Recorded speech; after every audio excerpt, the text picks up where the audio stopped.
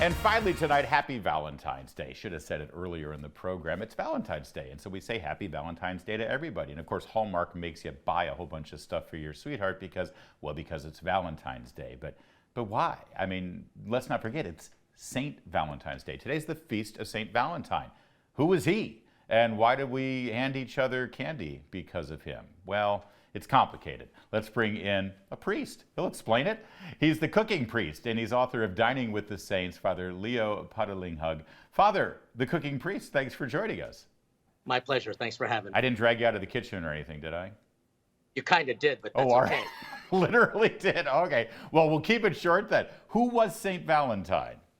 So he was a bishop in Rome during the time of the emperor's persecution around the year 300s.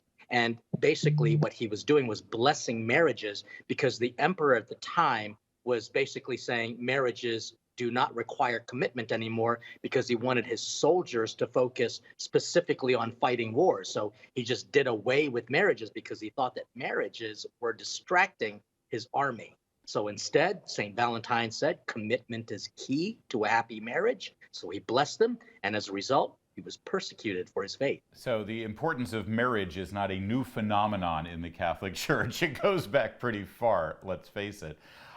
So when he was, you say he was martyred, I've heard it was pretty brutal what they did to him.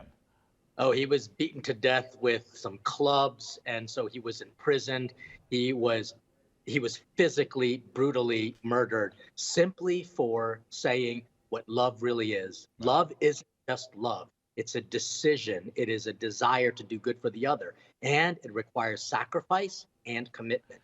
So, Father, how did that very dramatic story of martyrdom for Christianity and the Church's doctrines on marriage, how did that turn into a dozen roses and a box of chocolates? Well, the same way St. Patty's Day is now just about drinking green beer and eating corned beef cabbage. Hey, Father, don't mess with a good thing, all right? Catholic, I eat that too. I in fact changed the name to Father Leo Patalinghug on that day. So right, there you go. I'll celebrate days, but what it was really about was showing the commitment of love.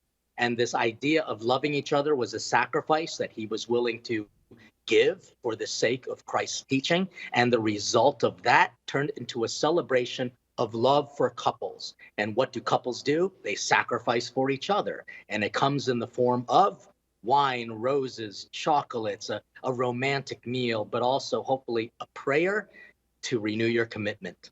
So, Father, I'd love to talk to you about your book, Dining with the Saints, because I've got Drinking with the Saints. So I've already got the cocktails down for each of the Saints' feast days. But I guess extrapolating further, this is about having a good meal on behalf of each feast day, right?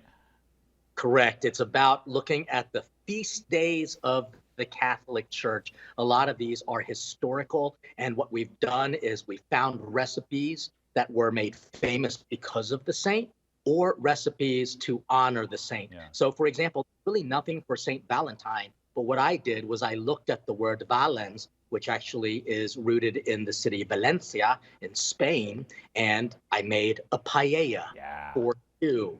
One pot wonder, and it's basically if love had a recipe, this would be it. Oh yeah, sharing a paella with your sweetheart, that's the greatest.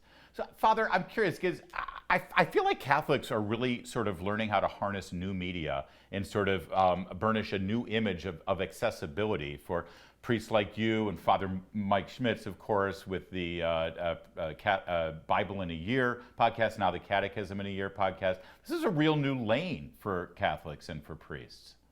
Yes and no. We've always had a microphone. But I will say that as the church grew in structure and got bigger, we focused more on the sacramental life, the prayers, leading the congregation in spiritual matters. But we have always had people in front of cameras. You just look at the very venerable Fulton Sheen. We knew that St. Paul even had the microphone at the Areopagus as recorded in Acts of the Apostles.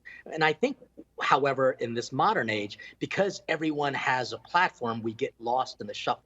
And so people don't even realize that I have a cooking show every week, and I travel around the world making connections to faith and food. I'm the priest who beat Bobby Flay on the food out. And so because of that, it did propel a little bit more of a visual of the power of the meal. All right. Well, Father, thanks for joining us on this St. Valentine's Day. And I'm sure you're a great cook, and you're Filipino. I'm not having a balut. Even you can't talk me into that. Will I? Thanks, Father. That's it for tonight. We'll be back tomorrow, same time, same place. In the meantime, I'll see you on the radio.